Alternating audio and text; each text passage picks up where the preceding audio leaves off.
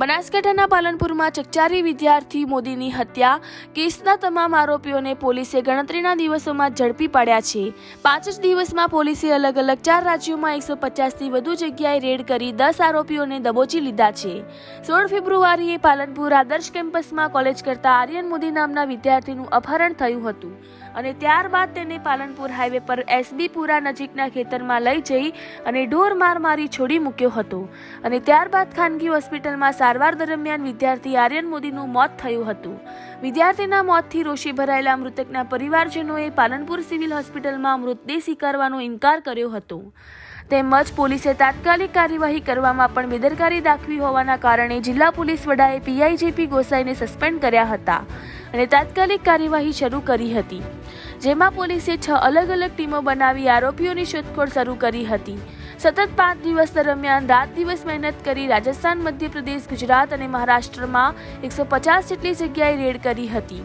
અને 250 જેટલા CCTV footage, call detail અને ટેકનિકલ સર્વેલન્સની ટીમની મદદથી પોલીસ આરોપીઓ સુધી પહોંચી શકી હતી અને હત્યામાં સંડોવાયેલા 10 આરોપીઓની કાયદેસર અટકાયત કરી હતી। હત્યારાઓની અટકાયત બાદ હવે પોલીસ આવતીકાલે આરોપીઓને કોર્ટમાં રજૂ કરશે અને રિમાન્ડની માંગણી કરશે, જેથી સમગ્ર ઘટનાક્રમ શું થયો હતો, કેવી રીતે વિદ્યાર્થીનું અપહરણ થયું હતું, કેવી રીતે વિદ્યાર્થીની હત્યા કરાવી હતી, આ સમગ્ર બાબતોનો ખુલાસો આરોપીઓના રિમાન્ડ દરમિયાન થશે તેમ તપાસ અધિકારીઓએ જણાવ્યું હતું।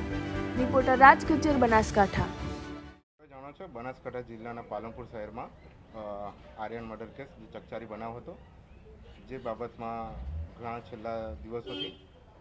પોલીસ આરોપીઓની શોધખોળમાં અને જે તપાસના અલગ અલગ પહેલુઓની છીણાવટમાં પોલીસ લાગેલી હતી। આ સમગ્ર બાબતમાં પોલીસને હાલમાં 10 આરોપીઓને પોલીસે અટક કરેલી છે અને આ સમગ્ર બાબતમાં જે ખૂબ ધ્યાન રાખવા જેવી બાબત હતી કે જિલ્લા પોલીસ વડા શ્રી અક્ષરાજ મકવાણા સાહેબ તરણના સુપરવિઝનમાં માનનીય શ્રી ડીવાયએસપી સાહેબ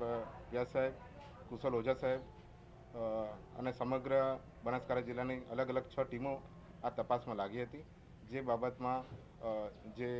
નેત્રમના સીસીટીવી કેમેરાથી લઈને આ નેત્રમના સીસીટીવી કેમેરા અને બીજા અન્ય સીસીટીવી કેમેરાઓ 250થી વધારે સીસીટીવી કેમેરાઓની છીણાવટ કરવામાં આવી હતી તે દરમિયાન અને અન્ય ઉપરાંત જે સીડીઆર એનાલિસિસ અનેક મોબાઈલ નંબરોનું સીડીઆર એનાલિસિસ કરવામાં આવ્યું હતું। ધ્યાનમાં આવ્યું હતું કે આરોપીએ તે દરમિયાન પોતાનો ફોન ઓફ રાખ્યા હતા, એટલે વધુમાં વધુ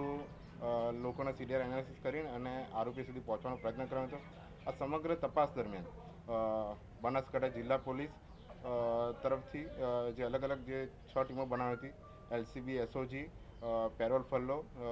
સાયબર ટીમ અને તાલુકાની ટીમ અને બીજી અન્ય પીઆઈપીએસઆઈ ટીમો તમામ આમાં સાંકળવામાં આવ્યા હતા, જે દરમિયાન 4 રાજ્યો ગુજરાત, મહારાષ્ટ્ર, રાજસ્થાન, મધ્યપ્રદેશમાં 50થી વધુ જગ્યાઓ પર પોલીસ દ્વારા આરોપીની શોધખોળ આદરવામાં આવી હતી અને આ તમામના અંતે પોલીસને 10 આરોપીઓને અટક કરવામાં અને શોધી કાઢવામાં સફળતા મળેલી છે અને બનાસકાંઠા જિલ્લા પોલીસ અને સમગ્ર ટીમ આ સમગ્ર જે ઘટનાક્રમ છે એમાં ખૂબ ઝીણવટપૂર્વક તપાસ થાય તે માટે તાલુકા પોલીસ સ્ટેશન